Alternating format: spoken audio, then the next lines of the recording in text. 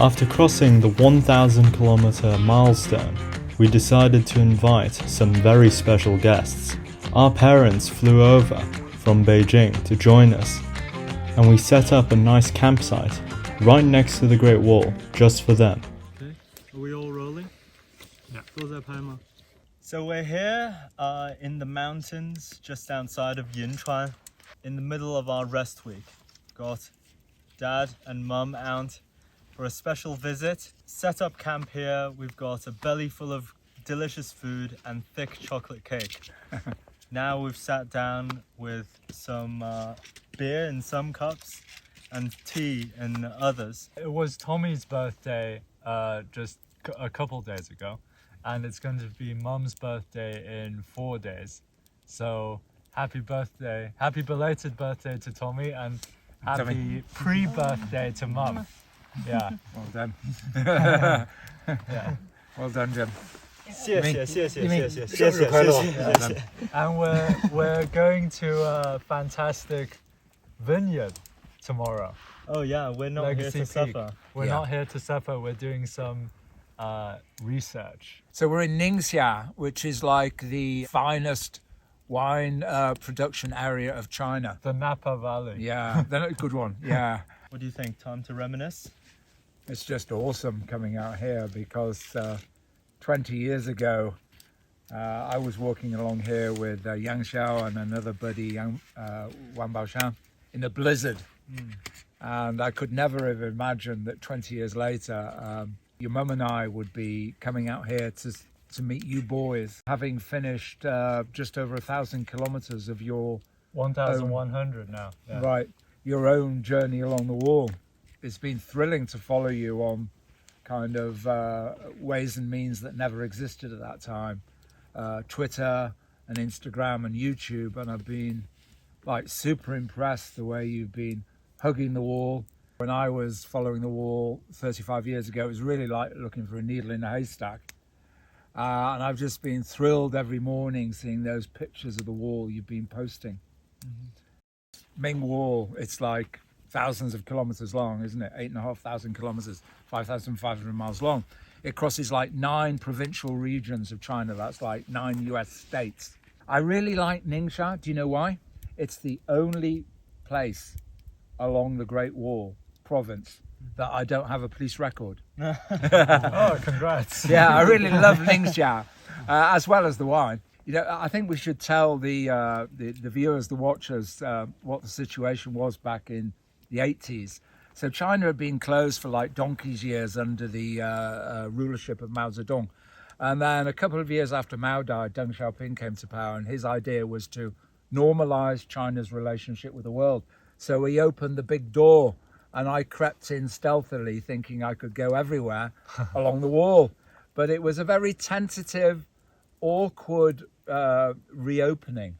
Actually, most places were close to foreigners, so I had to move very stealthily, stay with farmers, avoid towns, but you know, every now and then the police snapped me, and they were very friendly. They were just doing their job, and of course I've been back and shared these great stories with them in recent years, so I've kind of got an amnesty, which is why I'm here today.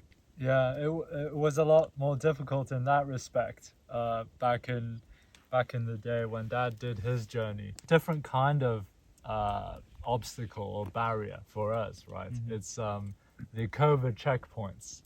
It's the new fences that are put up, and all the barbed wire fences, both protecting the wall, also fencing off just different regions. But all in all, I think things are a lot easier nowadays. I'd say easier navigation. Yeah, navigation-wise. Much better roads. Great support crew. Thank you. Yeah. And, Great support crew. Yeah.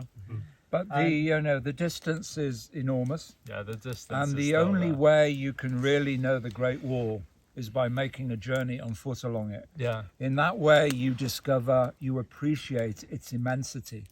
This is the world's largest building. Yeah. And it's the only way you can appreciate the details, the minutiae of the structure, the way it changes as the landscape changes, as you follow it across China.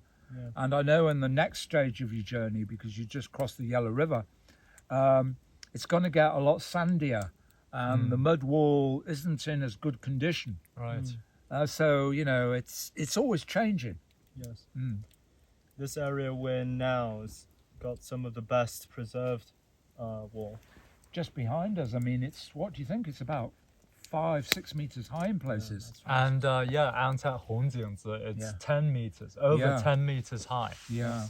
And in some places, even the battlements and the parapet, They're still remaining. Yes. yeah, and there's a wide walkway on top, and they're like drainage Yeah.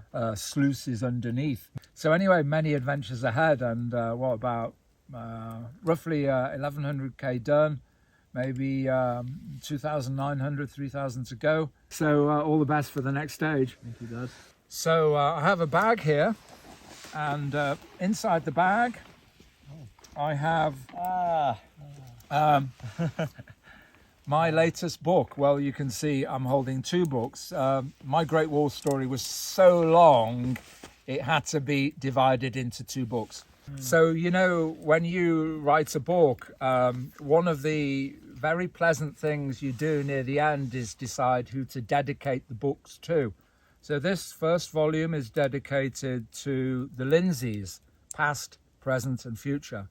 Obviously, I think of my mum and dad who supported me to come to China in the 80s. But about the future, I decided to dedicate the second book to James and Thomas Lindesay. And it's not just to James and Thomas Lindesay with love from your dad. It's quite an interesting story in this dedication. My eyes are not so good in this low light, so maybe I could hold this and you could read. Boswell? Boswell, yeah. Okay.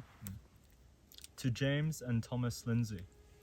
Samuel Johnson tried to persuade James Boswell, with whom he toured the Hebrides, to go to China to walk the Great Wall.